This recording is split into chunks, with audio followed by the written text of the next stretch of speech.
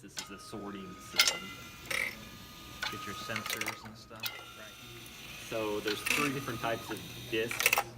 There's 2 different types of plastic. There's black and white, and then there's one metallic. And you're using your different types of sensors, an inductive sensor and a reflective sensor here to work these gates to sort the disc down into the proper bin.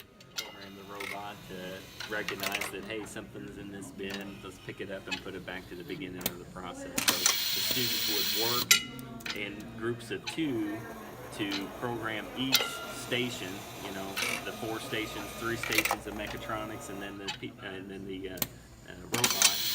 And then as a team, the team would come together at the end to work on handshaking and work to have it run together as a complete system. So this is what I would see usually at a capstone of a high school program.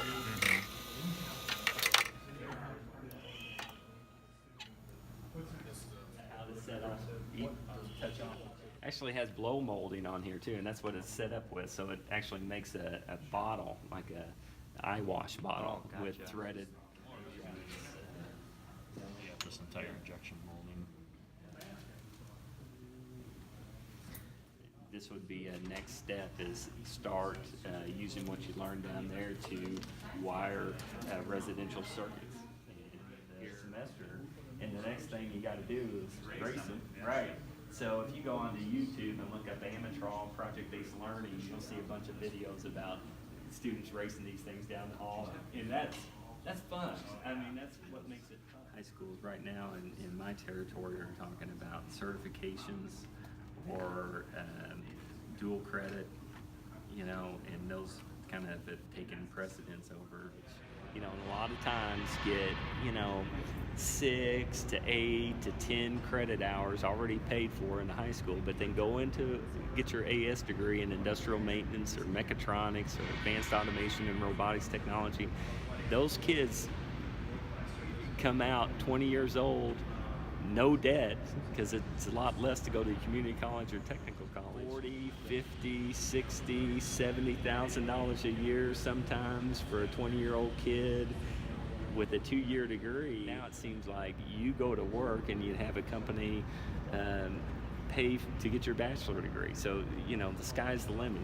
Then you look at a person that has the technical skills, but then has a business degree or engineering technology degree to complement those technical skills, and that's one valuable employee right there, and they're still under 30 years old. I think it takes about 90 days from the time they get up to when they make a change up in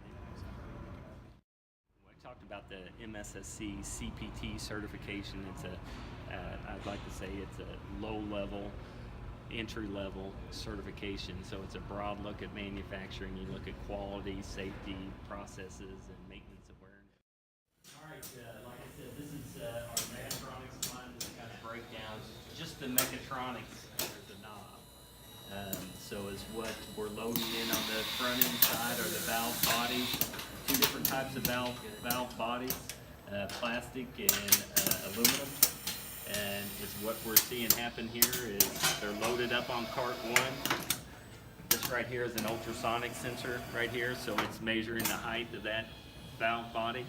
If it's over a certain height, like this one right here, it's going to get kicked off into the reject bin. We can program it to do certain things, and that's kind of when we talk about smart sensors and smart devices. That's what changes are really going to drive process improvement, and that's the other part of it that we need to teach as well. So even when we get past that network security, moving up into all the technology Tim was talking about with measuring cycle time, predictive maintenance, artificial intelligence, data analytics, all those pieces are things that students need to be exposed to. And we're not going to create data scientists with a mechatronics smart factory system, but they need to understand that that's going to be a part of manufacturing and start to think about how you gather that data. Fault insertion. So we saw fault insertion out on the motor control trainer. Each one of these carts has the ability to link to Fault Pro and insert faults into each individual cart or the system as a whole. That valve body that has an offset center bore. If you fault that sensor out right there where it doesn't flip it over to the proper orientation, it will jam up on cart 5 when it goes to put the spool in. And the students, 9 times out of 10, will sit there over cart 5 and try to adjust something on cart 5 when they really need to take a broader look at the process, a systems view, and say, oh, well, what's really causing that? Why are the metallic blocks getting through there and the acrylic blocks aren't?